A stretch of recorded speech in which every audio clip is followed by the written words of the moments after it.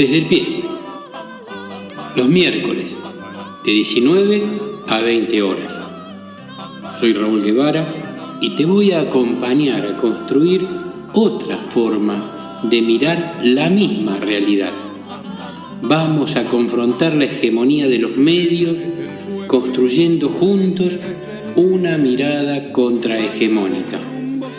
Todos los miércoles, de 19 a 20 horas. En Radio La Voz, andando utopías, desde el pie, en un camino descolonizador.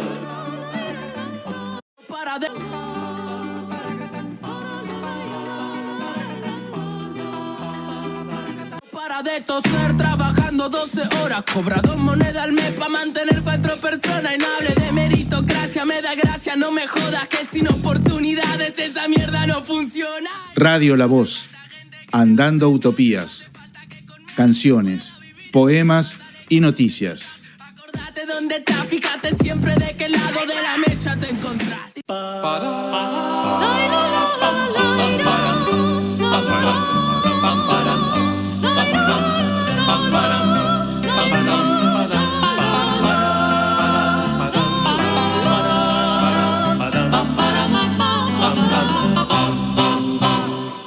Hola, otra vez por aquí, ¿qué tal? No se fueron, se quedaron ahí toda la semana, igual que yo, me quedé pegado. ¿Cómo andan por acá? Estamos 8 de diciembre, ya se nos termina el mes. En nuestro país, que es tan laico, hoy es feriado. ¿Qué tal? Así que tenemos esos feriados religiosos en un país tan laico que es maravilloso. 8 de diciembre, estamos Desde el Pie, en un camino descolonizador. En Radio La Voz por ahora, porque tenemos ahí propuestas para salir en FM, pero no nos ponemos de acuerdo. No es tan fácil. Bueno, temas para hoy. Bloque 1, acuérdense, siempre discutimos algo de política. ¿Cancelo mis derechos si no voto? ¿Si no me vacuno? ¿Los que gobiernan son igual mis representantes? ¿O impunemente puedo decir, yo no los voté? Bloque 2. Laura Croft. Ocupación e imposición hegemónica en la Patagonia. Ustedes habrán escuchado hablar de la conquista de la Patagonia. Bueno, a ver qué nos dice esta antropóloga, investigadora de la Universidad Nacional de Río Negro. Esto es una alocución de febrero del 2020, prepandemia. Y después, el tercer bloque, construcción de una nueva derecha en América Latina desde la Revolución Cubana. Desde la Revolución Cubana, la derecha dijo, a ver, lo que estábamos haciendo no alcanzó, vamos a prevenir, y se empezó a armar con fuerza. Y por último bloque, universidad pública. Acá tomamos posición. La inmoralidad de los posgrados arancelados. ¿Qué estoy diciendo? Es inmoral cobrar nada en la universidad pública y lo explicaremos en el bloque 4. Arrancamos entonces con el bloque 1. Si cancelo mis derechos si no voto ni me vacuno, los cancelo. Bueno, yo no, ustedes vieron en el programa anterior, estuvimos viendo que hay una corriente importante en América, no solamente en América Latina, en América, de gente que decide no ir a votar. Es cierto que en algunos países es voluntario ir a votar o no. Todos saben que de las elecciones surgen quienes después gobiernan, para bien o para mal de pocos o para bien o para mal de muchos. El asunto es que hay gente que está tan descreída de la política en general, de la política por izquierda, por derecha. Acá hemos dicho, el centro no existe. El centro no existe. Cuando vos decís que sos de centro, estás mostrando tu hilacha de pequeño pichón, de derechoso. Así que, por izquierda o por derecha, hay gente que dice no votar. No, estos no me convencen. Hay un descrédito de la clase política. Ese descrédito de la clase política es alimentado por los medios financiados por el gran capital, ¿sí? Por las oligarquías locales, por los sectores financieros. Esta idea de que son todos corruptos, son todos comprables, todo hombre tiene su precio. Cuando decimos todo hombre, estamos viendo todo hombre y toda mujer, ¿no?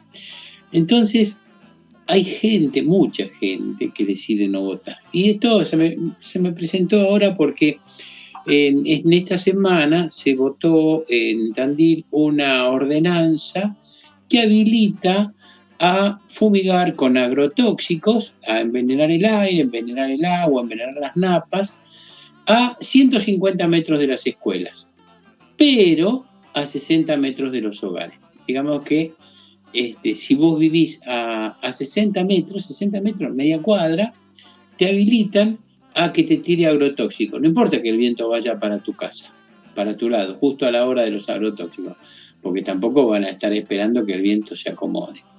No importa si esos agrotóxicos te van a probar las colmenas. Existe una legislación que permite avisarles a los que tienen colmenas que guarda que tal día voy a fumigar con veneno, y guarda tus abejas, cerrar las colmenas. Eso está permitido. Sin embargo, los productores de azúcar, estoy hablando ahora de una experiencia de Tandil de esta semana, los productores de azúcar no, los productores de miel, dicen que sí, que tienen pérdidas importantes, que en Tandil hay 50.000 colmenas y que se pueden perder 50 kilos tranquilamente en cada colmena. No sé si eso es cierto, porque me parece que 50 kilos es lo que da una colmena en buenas épocas durante todo el año. Puedo haber escuchado mal, porque eso me ocurre. Ya ustedes saben que cuando uno se pone grande escucha mal o escucha lo que quiere. El asunto es que hay pérdidas importantes en el sector de la apicultura. ¿Y por qué no lo denuncian? Porque los apicultores no tienen campo. Necesitan que los productores de agropecuarios les abran las tranqueras, que se benefician mutuamente, porque las abejas liban del girasol, por ejemplo, y el girasol se poliniza y aumenta su producción. Digamos que es un doble propósito, los dos se benefician. Consultada Silvia Gómez, que se ocupa en Tandil, es una de las voces importantes de lo que está pasando con este envenenamiento de la población. Nos cuenta que una vez que se termina la cosecha y queda el rastrojo, se echan ahí mismo a las vacas, se echan las vacas a comer. Así que también la producción pecuaria, la producción ganadera, también se ve afectada de alguna manera por esta producción de agrotóxicos. Como no soy un lego en el tema, voy a seguir buscando información, porque ustedes imaginan que las grandes internacionales que manejan todos los recursos tienen comprados una cantidad de ingenieros agrónomos que van a salir a decir que esto no es así, que no envenena y que envenena más el aerosol de RAI que tengo acá, cuando una vez por semana o cada 15 días o cada mes lo uso para matar alguna cucaracha. Entonces justifican el envenenamiento con otros envenenamientos. En vez de decir no uses más el RAI en tu casa, es decir, no, si vos usas RAI en tu casa, está muy bien que envenenemos el agua subterránea con la que te vas a alimentar. Digo subterránea porque donde vivimos nosotros no existe el agua de río, como en las zonas costeras. En gran parte de la Argentina se toma agua de río, es decir, agua blanda. Es decir, nuestros termos, nuestras pavas, tienen una cáscara de sarro blanco de la sal que al calentarse va separándose del agua y va quedando en nuestras ollas y todo eso. La gente que vive en zona de agua blanda no sabe de qué se trata. Sin embargo, tampoco están sabiendo que por el río Paraná, por el río Uruguay, que desembocan en el río de la Plata, vienen cantidades de agrotóxicos disueltos, diluidos, que Obras Sanitarias no alcanza a equilibrar. Y esto se nota cada vez que hay una bajante importante en los ríos como esta, la gran cantidad de mortandad de peces que quedan atrapados por estos agrotóxicos. La pregunta finalmente, porque no quiero ser verde, no me interesa ser verde, prefiero ser rojo. Si me quieren verde para que no me haga rojo, me voy a hacer rojo. La pregunta es por las personas, no es por la producción, porque sí. ¿De cuánto capital estamos hablando? ¿A cuántos perjudica? Ellos prefieren que la gente se mude, el que vive en el campo que se mude. Las escuelas rurales tienen cada vez menos estudiantes. Entonces la pregunta es, hay una gran cantidad de gente que no votó esta vez. Casi un 30% de la población en Argentina decidió no votar. En el caso específico de Tandil que les estaba contando, hay 30.000 sobre 100.000, 110.000 habilitados para votar, 30.000 que no votaron. Esos 30.000 tienen derecho a ir a reclamarle al municipio, a los concejales. Tienen derecho. Bueno, vamos a decir, los concejales tienen 12 votos, 12 votos, Cambiemos, Juntos por el Cambio, los radicales, 12 votos, y 8 votos el Frente de Todos. Uno solo se abstuvo, es decir, no votó en contra, no votó otra ordenanza, no propuso otra ordenanza, se abstuvo. ¿Sí? Abstenerse es hagan lo que quieran. La otra cosa es decir, no, yo planto bandera y voto en contra. Voto en contra de mi propio bloque y voto en contra del bloque oficialista. Bueno, 19 votos sobre 20, es decir que 98%, no sé sacar esos porcentajes, pero menos de 98, seguramente el 95%, votaron por esta ordenanza, que estaría en contra de alguna legislación al respecto, así que bueno, evidentemente ahora se inicia otro proceso. La pregunta, vuelvo a hacer la pregunta, es, si yo no voto, esos no son mis representantes, o sí lo son, aunque yo no vote, esos tipos son mis representantes. O yo acepto que cualquiera elija quiénes me van a dirigir y quiénes me van a gobernar. Es decir, ¿qué elijo? Elijo no votar, que lo decidan otros.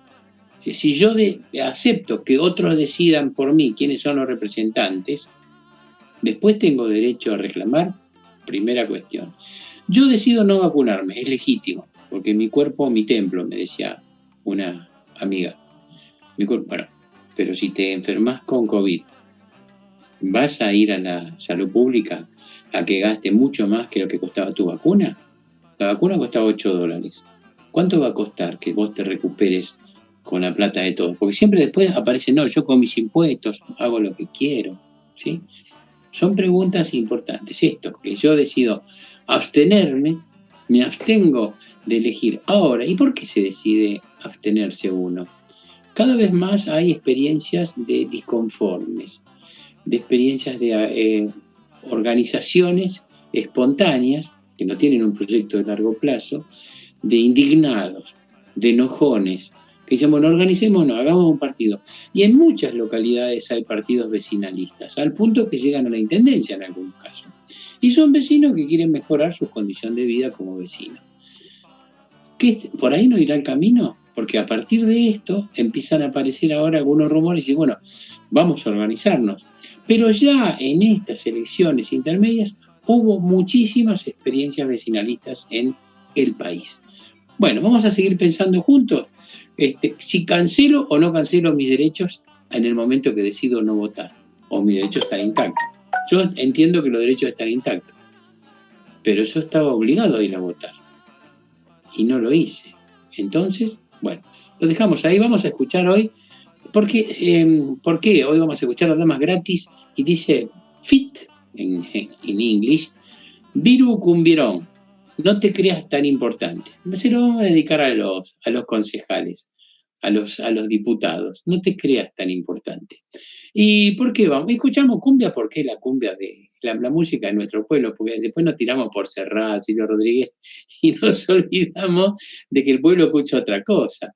Y además estos son buenos músicos. Vamos, le ponemos el cuerpo.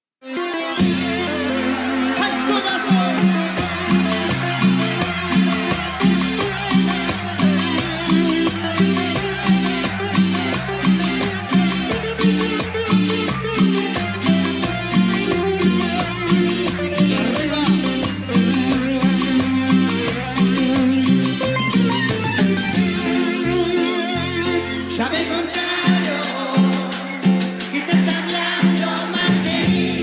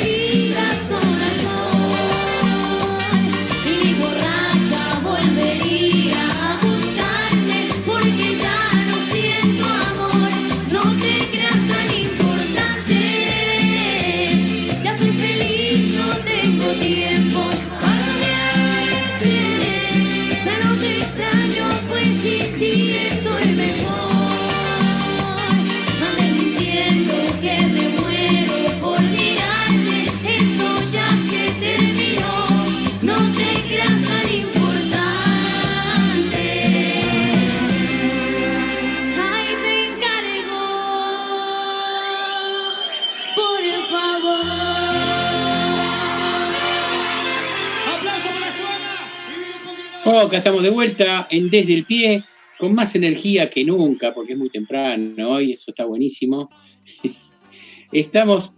No vamos a tener tiempo de delirar nada, porque el segundo bloque es un poquito más largo.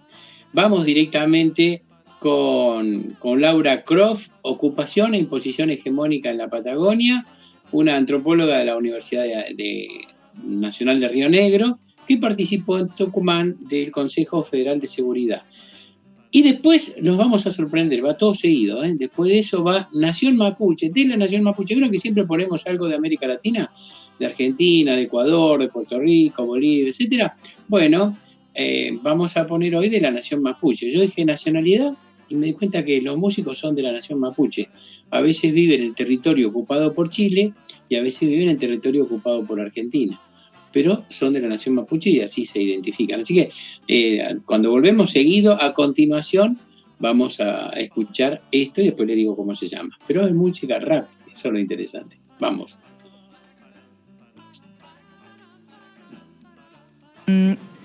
Bueno, yo soy doctora en antropología, soy investigadora del CONICET y investigadora de la Universidad Nacional de Río Negro.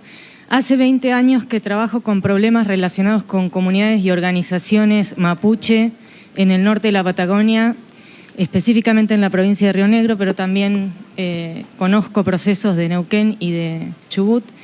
Y es la primera vez que un organismo vinculado a la seguridad me invita a participar en un espacio de diálogo.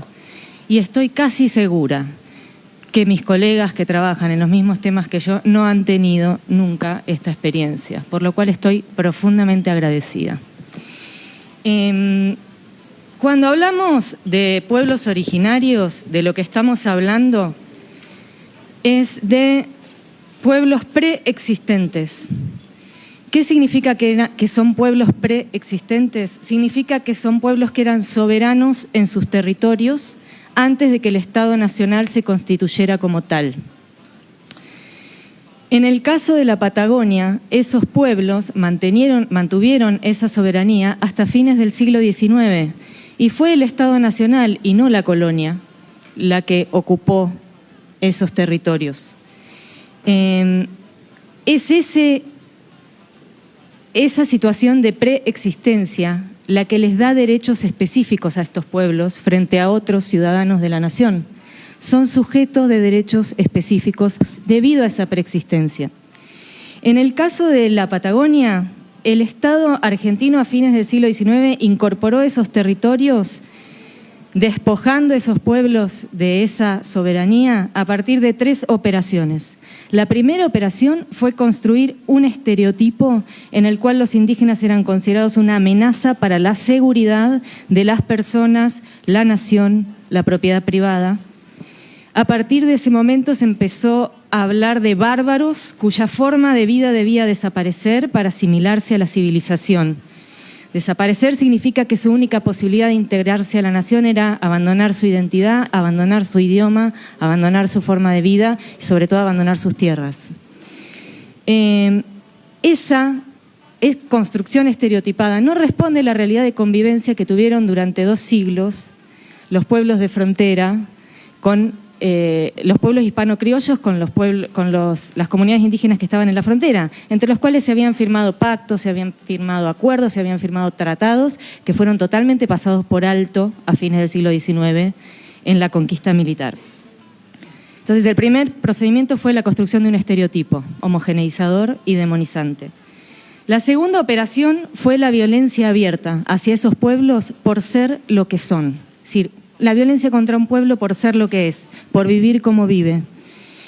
No fue una guerra entre 2 ejércitos la conquista militar de la Patagonia. Nadie recuerda una sola batalla. Si no, díganme, ¿qué batalla se recuerda de ese proceso?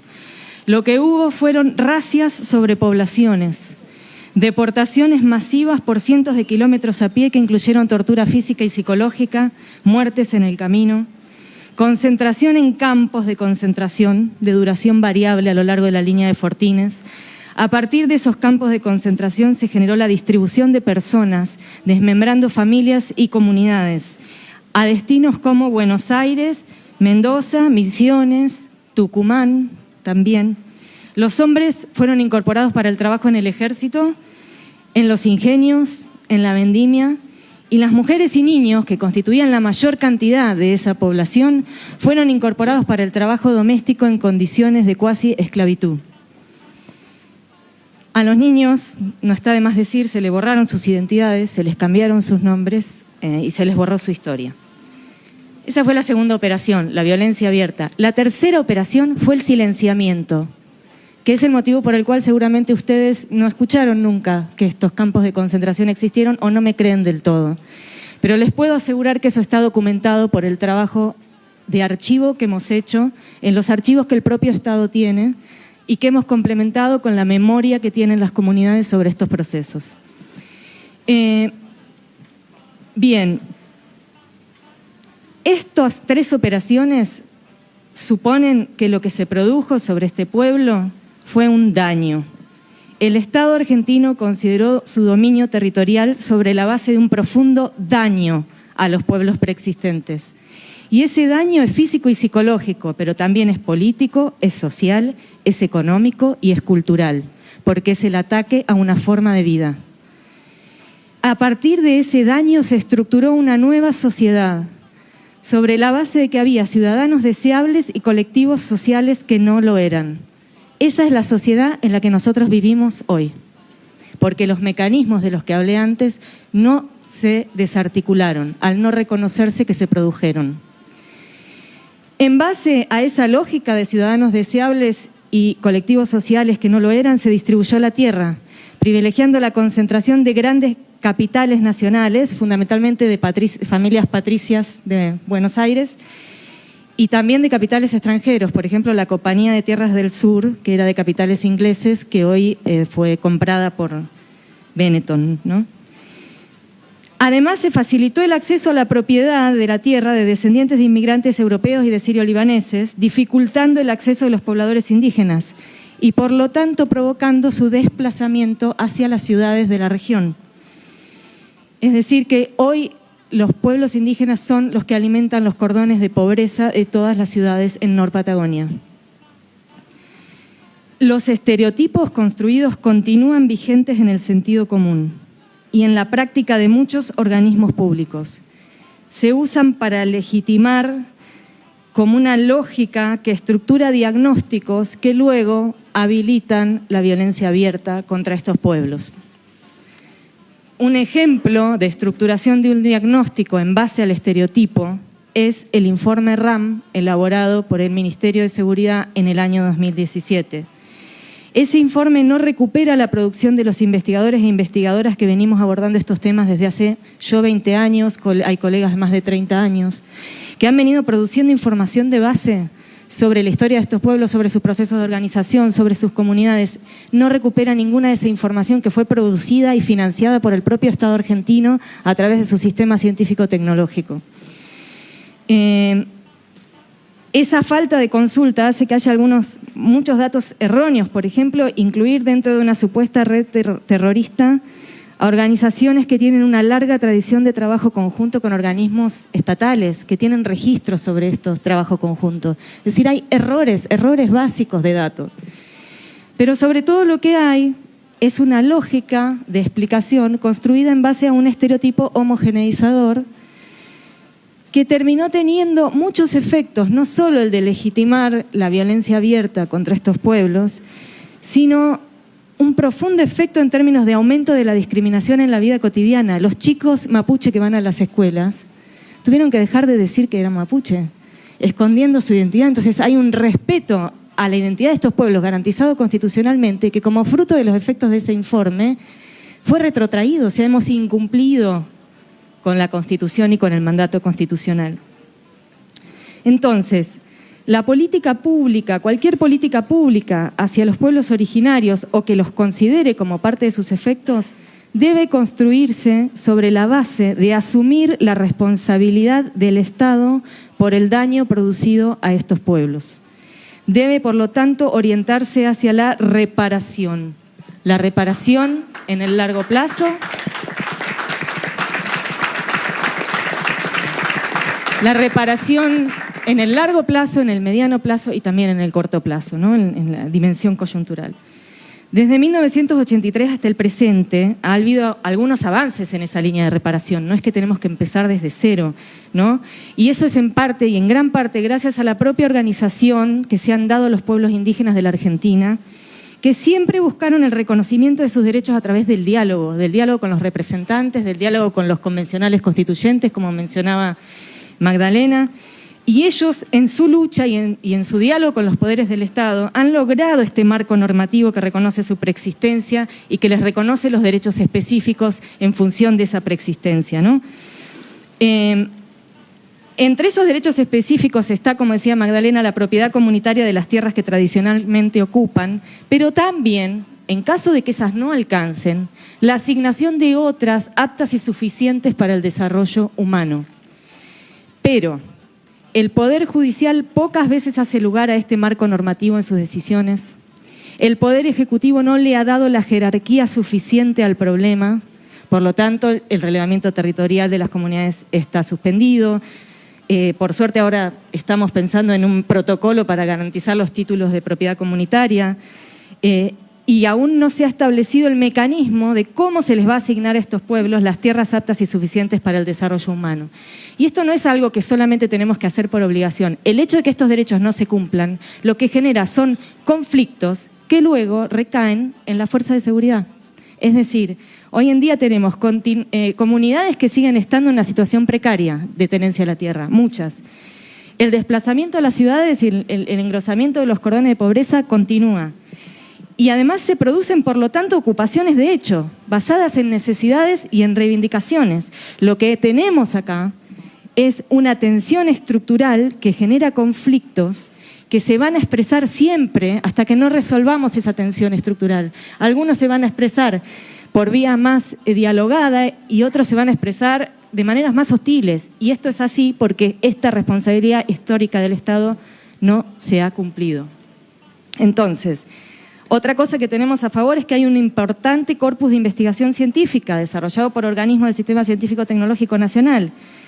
Lo que no hay es suficiente sinergia interinstitucional como para que los otros organismos públicos que diseñan políticas públicas aprovechen ese conocimiento producido. Y ahí tenemos que lograr convenios con las universidades, con el CONICET, con el Sistema Científico Tecnológico, para que ese conocimiento pueda ser aprovechado y aplicado al desarrollo de políticas públicas. Bien, la reparación, ya tengo que cerrar, bueno, redondeo. En principio, importante decir, la reparación supone un ejercicio de memoria orientado a esclarecer la verdad para en base a eso conseguir la justicia. Es memoria, es verdad y es justicia.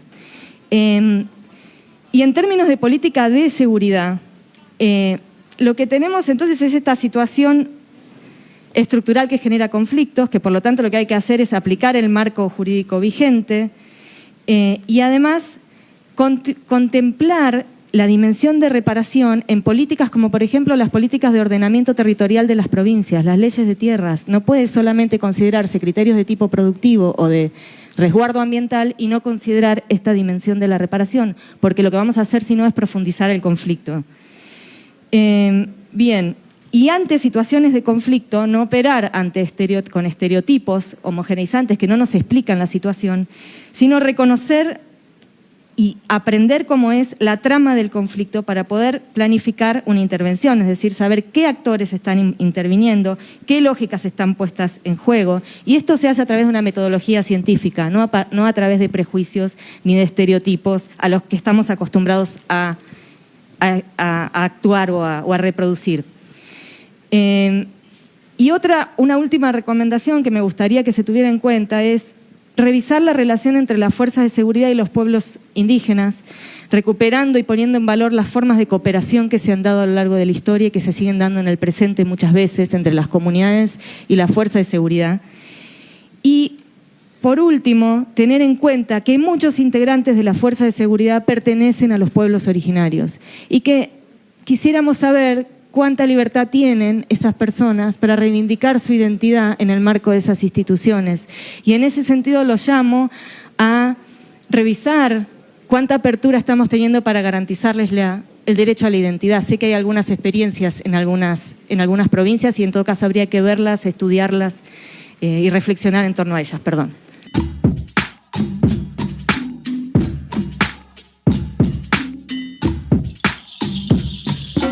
Tu chilka tu kenin che, chilka tu fengen, choyungen, warrior me welune wen tu trepen, amule beta intrekan, wifi ke mongen, felmut tamule fa ubleta in, wifi ke cheyamin kake in, ta in kimun nor mongen, fe maya in, witapa in filplema puaskin tu in, tamun koila sungu fe mu wei chatua in, we rock in, kake in, ta in kimun nor mongen, fe maya in, witapa in filplema puaskin tu in, tamun koila sungu fe mu wei chatua in, we rock in. Incheta Andy Ferrer Millanao, igualito que mi maima de pelo chuzo y los ojos achinados. Soy un hijo de la tierra pero que vuela en la ciudad. Pueblo obrera fue la partera de mi identidad. De pasaje en mi canto, asfalto y pavimento, pero bajo el cemento está la mapu de mi ancestro. Despertando el kimun que llevo dentro, recuperando el feyentum, lo profundo desde mi pueblo, sacándome esta cristiandad, comunicando en comunión como lo hace mi comunidad mapuche Niemulepan, Guarriameo.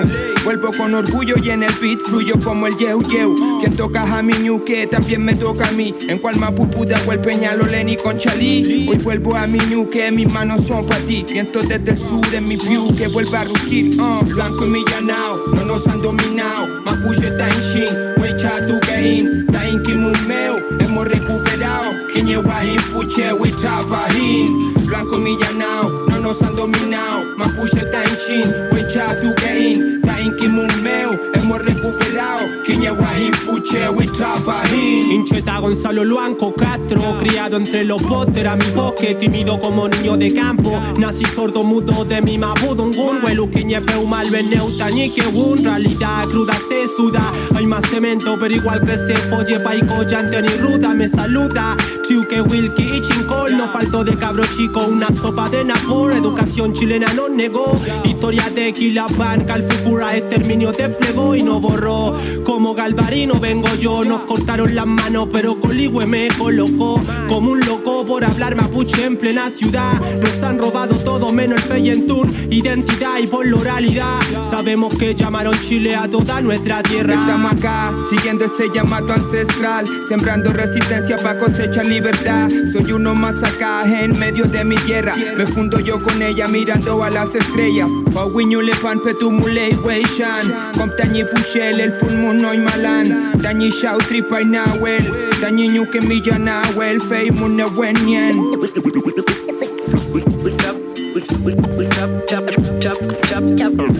Chap rato ahí wait chan muta chita grima que fin muta cinta mapuche yin piquita que su. Blanco y millanao, no nos han dominado. Mapuche Tainshin, Wecha Tukein, Tain Kimumeo, hemos recuperado. Kiñewahin, Puche, Wichapahin. Blanco y millanao, no nos han dominado. Mapuche Tainshin, Wecha Tukein, Tain Kimumeo, hemos recuperado. Kiñewahin, Puche, Wichapahin. Kiñewahin, Puche, Wichapahin. Kiñewahin, Puche, Wichapahin. Kiñewahin, Puche, Wichapahin. Kiñewahin, Puche, Wichapahin. Para de toser, trabajando 12 horas, cobra 2 monedas al mes pa' mantener 4 personas. Y no hable de meritocracia, me da gracia, no me jodas que sin oportunidades esa mierda no funciona. Radio La Voz, Andando Utopías, canciones, poemas y noticias. Acordate dónde estás, fíjate siempre de qué lado de la mecha te encontrás.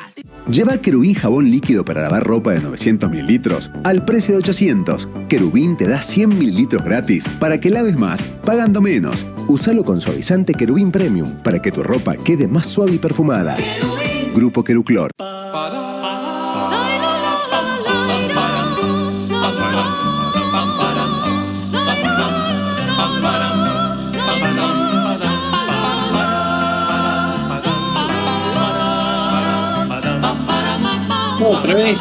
Otra vez, desde el pie, con ustedes, seguimos pensando juntos en este programa que hemos dicho, es de formación política, es para desatar los nudos que nos han hecho en la conciencia, la construcción del sentido común que nos ha deteriorado el entendimiento, respondemos con clichés, respondemos con consignas sin detenernos a pensar la consigna.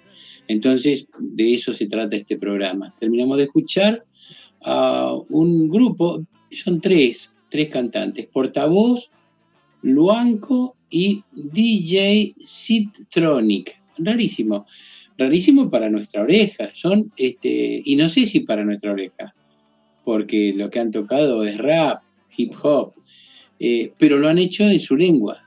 Su lengua es la lengua de la nación mapuche. Yo buscaba nacionalidad y la verdad es que estos chicos, al definirse mapuches, no están aceptando las nacionalidades impuestas a sangre y fuego, como explicó claramente recién Laura Croft en esa maravillosa conferencia donde explica acá no hubo guerras, hubo racias. Bueno, ahora vamos a ingresar al bloque 3, construcción de una nueva derecha en América Latina desde la Revolución Cubana. Desde la Revolución Cubana, después de la Revolución Cubana, comenzó la configuración de una nueva derecha como mandato imperial de la hegemonía norteamericana. Esta, sin abandonar sus viejos postulados conservadores, remozados con propuestas liberales, pondrá a trabajar a sus mejores intelectuales y cooptará antiguos militantes de la izquierda marxista para reformular algunos principios e instalar en un nuevo sentido común, bajo la engañosa consigna «somos el cambio». Pero esto que estoy diciendo, ¿es así? ¿Encontraron viejos militantes de la izquierda marxista? Bueno, hay un caso del que fue ministro de Educación cuando Macri era jefe de gobierno en Capital, Narodowski, que venía de la Federación Juvenil Comunista. Sin embargo, fue el de los primeros en saltar el charco. Estos nuevos, y hay muchísimos más, porque lo tengo a mano, estos nuevos liberales constituyen un neoliberalismo, por eso neoliberales, demostrarán que cuando los liberales se oponían a la instalación del Estado de benefactor, tenían razón. La idea es esa. El Estado burocratizado es atacado por ineficiente. ¿Viste que ustedes escuchan de Milei, de Spert, del propio Macri? Se promoverá la desestatización de la economía. Ya lo hizo, en principio, el prócer de Halloween, que era el señor Menem. La privatización de todas las áreas rentables administradas por el Estado, como la extracción de recursos naturales, esos que no son renovables, ¿no? El petróleo, el gas, el carbón, los metales, las empresas telefónicas. Hay gente que se crió sin saber, alguien que tenga ahora 30 años, no sabe que la telefonía no era privada, no sabe que era del Estado. ¿Sí? Los transportes eran del Estado argentino, eran tuyos, míos. ¿Sí? Es decir, entonces se privatiza el transporte ferroviario, automotor, fluvial, es decir, había barcos que circulaban por el río y que eran del Estado. Y todavía, bueno, eso se recuperó la aerolínea de bandera, ¿no? Las proveedoras de energía eléctrica que eran del Estado, el agua potable, la jubilación, que en algunos países todavía se mantiene como privada. Acá, Vudú, cuando tuvo la oportunidad de recuperar las jubilaciones que estaban en manos privadas y pasarlas al Estado, no se lo perdonaron y lo primero que hicieron fue meterlos presos. Lo metieron preso a Vudú y fue preso de Alberto Fernández también durante todo este tiempo, ¿no? Si tenemos presos políticos en este gobierno tan popular, que piensa hacer un acto el 10 de diciembre en conmemoración a que Alfonsín recupera el mandato. ¿Sí? El 10 de diciembre se recuperó la democracia en manos de Alfonsín. Bueno, es tan alfonsinista que se olvidó de asistir al acto del 17 de octubre en la plaza, autoconvocado, o convocado si quieren por Eve Bonafini, que cumplió 93 años, nuestro saludo a nuestras madres. Ahí se olvidaron que el 17 de octubre podía ser una buena oportunidad de juntarse con el pueblo sin hacer esfuerzo, era ir a la plaza y decir buenas tardes muchachos y era suficiente. Hay casos extremos, como países como el nuestro, donde se han privatizado las rutas, las autopistas. Esto que nos resulta natural ahora, era impensado en un país donde tuvimos un Estado benefactor, un Estado presente, un Estado comprometido con el futuro de los argentinos. Lo público ya no es de todo. Ahora lo público es ajeno. La solución que proponen no es hacer eficiente al Estado, sino pasar a manos corporativas privadas todo aquello que pueda ser rentable. No es que quieren sacarle todo al Estado, no, solo lo que da ganancia. El modelo promueve la competencia en todos los ámbitos de la sociedad y sostiene, como en el siglo XVIII, que el mercado naturalmente se autorregulará. Escucharon hablar del derrame. Cuando se llenen los bolsillos de los ricos, se les va a caer por el costadito y se va a derramar hacia abajo. Bueno, no. Los bolsillos de los ricos son bolsillos de payasos, son gigantescos, no se terminan nunca de llenar. En 3 décadas se destruyeron conquistas sociales y laborales. Ya no hay días ni horarios no laborables. ¿Sí? El mercado no debe detenerse, la salida de buena calidad debe ser privada. Se desfinancian o privatizan esferas que siguen considerándose irrenunciables para el Estado. Salud, educación, justicia, seguridad, defensa, vialidad, vivienda, previsión social. Eso que era solo del Estado, hoy lo vemos jugando. La salud tiene una situación pública, otra privada y una que es semi-privada con obras sociales de los sindicatos y eso.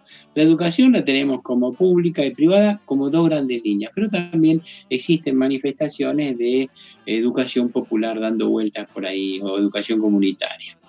La justicia, ustedes dicen, bueno, la justicia se puede privatizar y bueno, choque un auto, choque una moto, si tiene una moto, un autito, choquela, a ver quién interviene.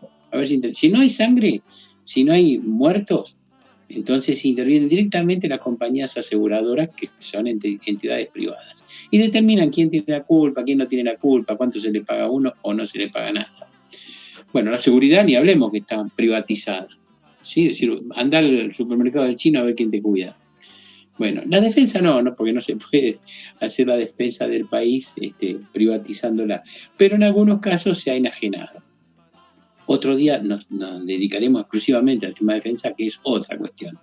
Bueno, la vialidad ya lo hemos dicho, los ferrocarriles, las vías siguen siendo privadas en muchos casos o concesionadas, están concesionadas las rutas, autopistas, ¿sí?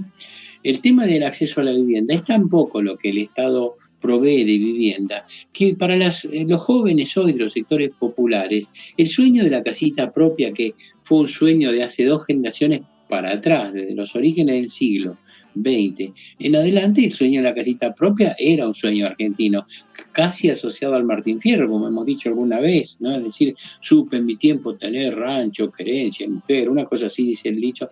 Dice, si uno no tiene en nuestra cultura, no tener dónde caerse muerto es no tener dónde dormir, no tener una casita, un rancho, que sea un rancho humilde pero propio. Eso, bueno, la aspiración de nuestros jóvenes en estas circunstancias, de nuestros jóvenes de los sectores populares, es que su padre tenga un terreno largo para poder establecer un ranchito, una prefabricada en el fondo, ¿no? Y bueno, la cuestión de la previsión social, que la previsión social son muchas las cuestiones que atañen ahí, y otro día también le dedicaremos expresamente un rato a eso.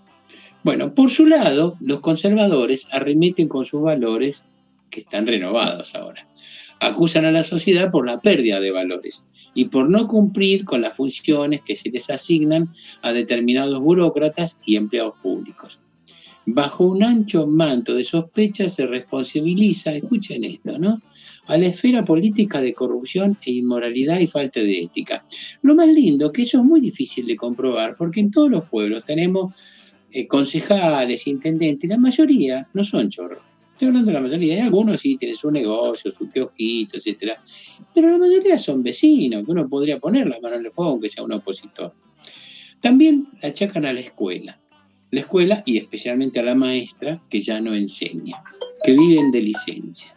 También le achacan a la política, que no brinda seguridad y se maneja, perdón, a la política no, a la policía, que no brinda seguridad y que se manejan con gatillo fácil, ¿sí?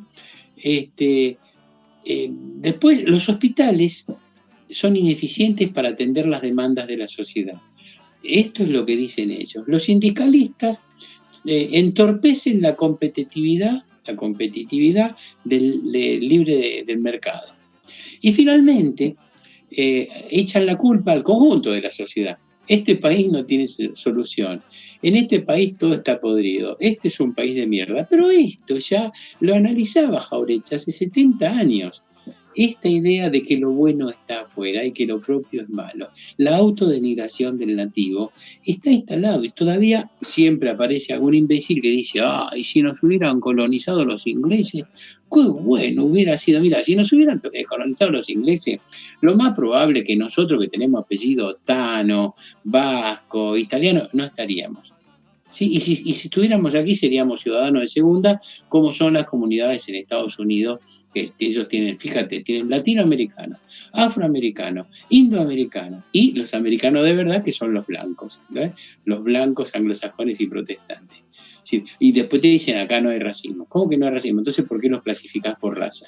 Bueno, si nos hubieran colonizado los ingleses no hubiera pasado esto, nos hubiera pasado lo mismo que en Sudáfrica, que tuvieron apartheid hasta fines del siglo XX, no hubiera pasado lo de la India, que a pesar de que la colonizaron, los hindúes siguieron con la de ella, como Pakistán. ¿Qué país querés que te elija? Colonizado por Inglaterra. ¿Qué te crees? En Estados Unidos lo que hicieron fue población de sustitución. Sustituyeron los autóctonos, lo que te termina de contar recién Laura en esa charla sobre cómo se ocupó la Patagonia. Hicieron racias. Puede considerarse la nueva derecha como una nueva concepción materialista del mundo. Marx y Engels hicieron un impecable diagnóstico de la sociedad capitalista a mediados del siglo XIX y de él deviene una perspectiva profética. La derecha tomó sus notas y actuó en consecuencia. Reformuló la teoría marxista, pero en sentido inverso. Los que más han leído Capital, obviamente, son los de derecha, no los de izquierda. El llamado del manifiesto comunista Proletarios del Mundo, júntense, se revierte dramáticamente. Las guerras mundiales lanzan a morir a los proletarios del mundo, pero no como tales, sino como defensores de los intereses imperialistas de las burguesías locales. Las burguesías establecían alianzas estratégicas, industriales o financieras que sostendrían con las armas, por ellos mismos provistas, y por la sangre de quienes ya no tenían nada que perder. El proletariado y el campesinado. Los trabajadores del mundo mueren por banderas burguesas, por patrias que no son patrimonio material de esos pueblos, y cada proletario local muere y se hace matar por intereses que no le incluirían. Cada campesino muere por una tierra ajena. Las burguesías unen al proletariado y al campesinado en sus cementerios. Y en esto el diagnóstico de Marx falla. Él pensaba que los proletarios y los campesinos se iban a juntar sin importar las banderas y iban a ir a morir en función de su clase. A su vez, se entroniza la quimera de los bienes materiales del mercado, accesible de manera ilimitada para quienes quieran tomarlos. La cultura como consumo, lo popular como masivo. Y después tengo aquí unas citas elegidas, pero las vamos a saltear. Y voy a plantear esto, y lo voy a dejar planteado para charlarlo otro día.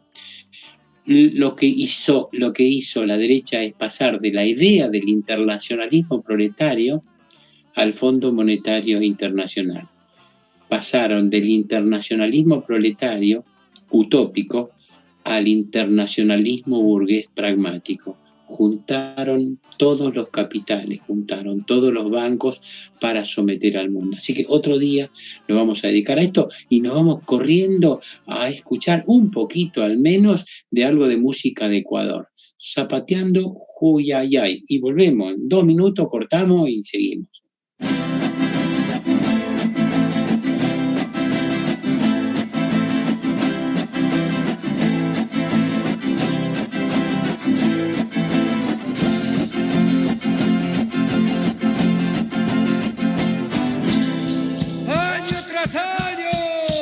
Ecuatorianos por el mundo festejando tradiciones lindas del Ecuador.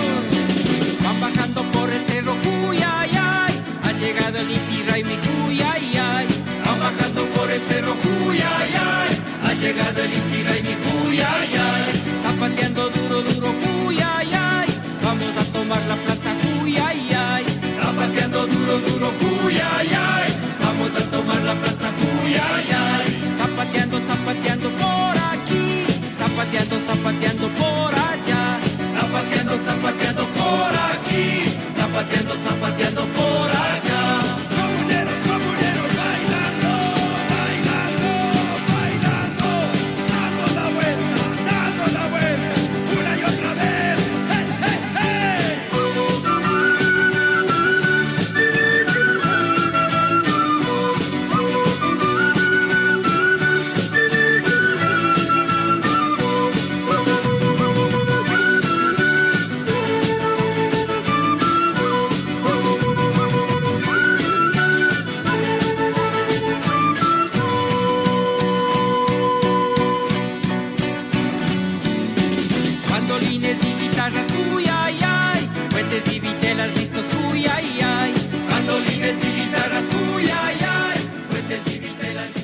Y estamos otra vez por aquí, solo para escuchar un poquito de esa música que tendrían que verla bailar, ¿no? Se llama Zapateando Uyayay y el grupo se llama Hayak, pero es una música más bien tradicional ecuatoriana, porque te dicen que es ecuatoriana, porque cuando ves a la gente bailando, si te dicen peruana, cabe, y si te dicen boliviana, cabe, ¿no? Es muy alpina la ropa y la forma de danzar, de bailar, es con mucha energía, muy alegre, muy lindo. De letra no dicen mucho, porque hay que acordarse que tampoco es su lengua, entonces están, para que vos entiendas algo, lo están diciendo en castellano, que es una lengua impuesta. Vamos ahora, para ir cerrando, planteamos en el bloque 4 la idea de pensemos la universidad pública. Y el subtítulo era la inmoralidad de los posgrados arancelados.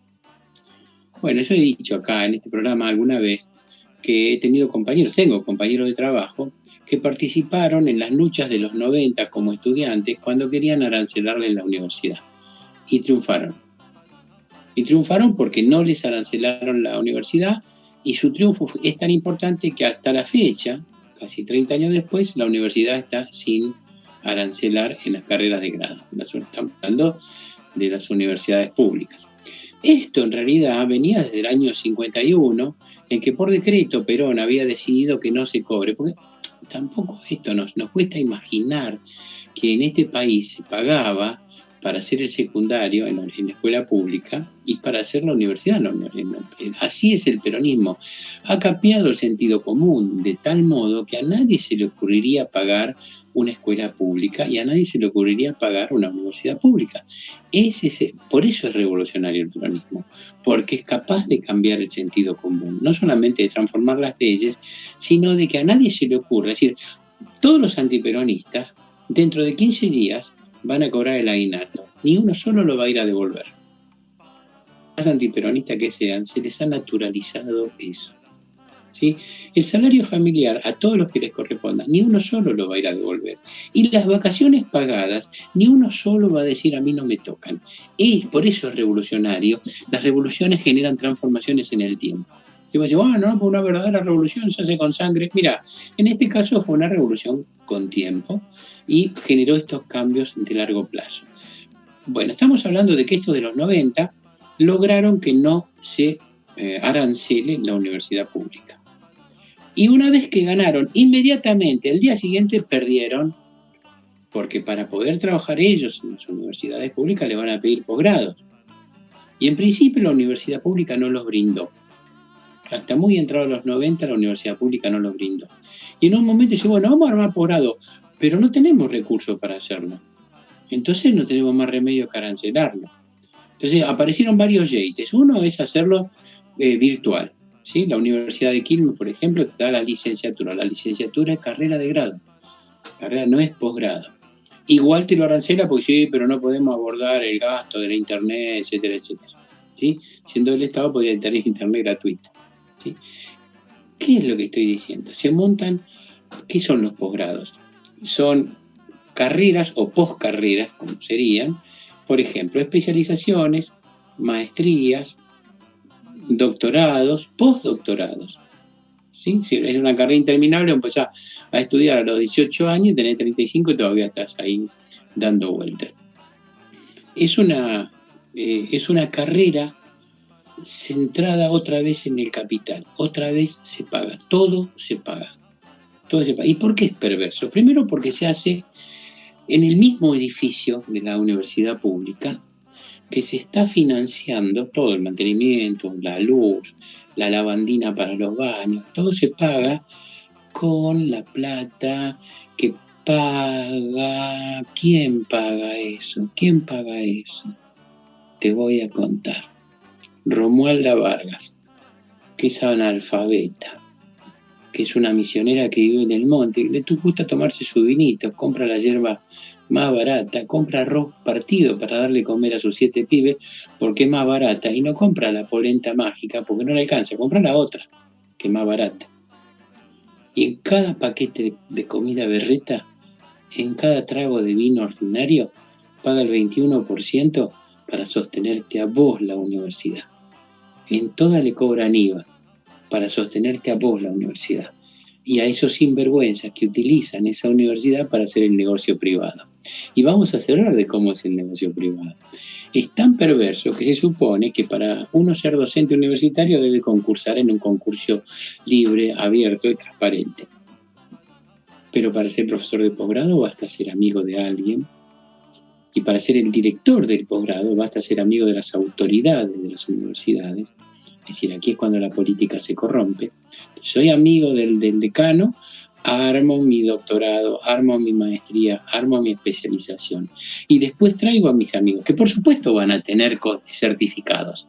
Todos ellos ya compraron en el mercado público y privado, sus títulos de maestría, de doctores, de especialistas, etc. Y con eso arman el circo. ¿Y por qué es perverso? Porque ellos no tienen que pasar por ningún concurso. ¿Y por qué es más perverso? Porque pueden cobrar lo que se les cante, no está regulado. ¿Y por qué es perverso? Porque cada uno puede ganar lo que quiera o lo que le quieran pagar. ¿Y por qué es perverso? Porque es en la universidad pública, como diría el paraguayo Amarilla, para eso era. Por eso es inmoral. Es inmoral porque lo hacen ahí. ¿Estoy en contra de eso? No, de ninguna manera, háganlo afuera, donde ustedes quieran. Si total tienen las suficientes certificaciones para hacerlo donde ustedes quieran. ¿Sí? No hablemos, otro día hablaremos de la cuestión académica, cómo se citan entre ellos, porque después todos ellos escriben y tienen 10 compañeros y se citan todos entre ellos. Bueno, pero eso ya es endogamia, que no es nuevo. Pero bueno, vos sabés muy bien lo que pasa cuando te casás entre primos. Voy a dejar el programa, me salió luminoso el cierre.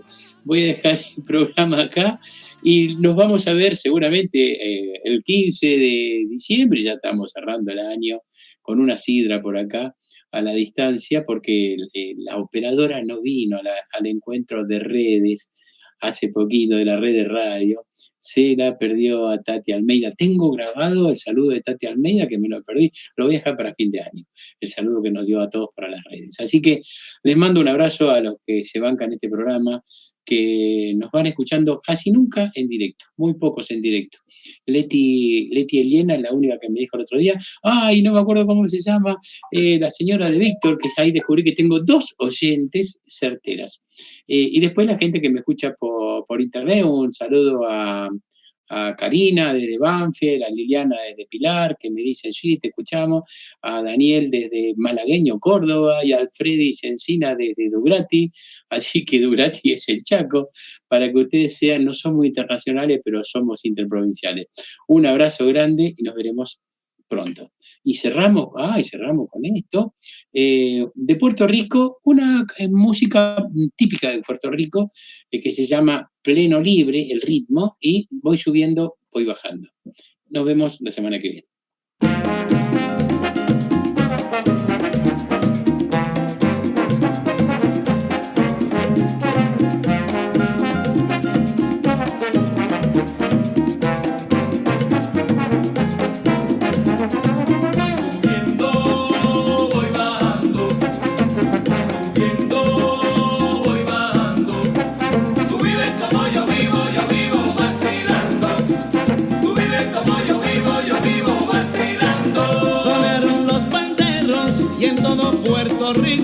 Sonaron los panderos y en todo Puerto Rico la gente está bailando al compás de este ritmo. La gente está bailando al compás de este ritmo, sabroso ritmo. Subiendo voy bajando, con lo que ahí te va. Subiendo voy bajando, tú vives como yo vivo vacilando. Tú vives como yo vivo vacilando. Arriba en la montaña y abajo en la costa, arriba en la montaña y abajo en la costa.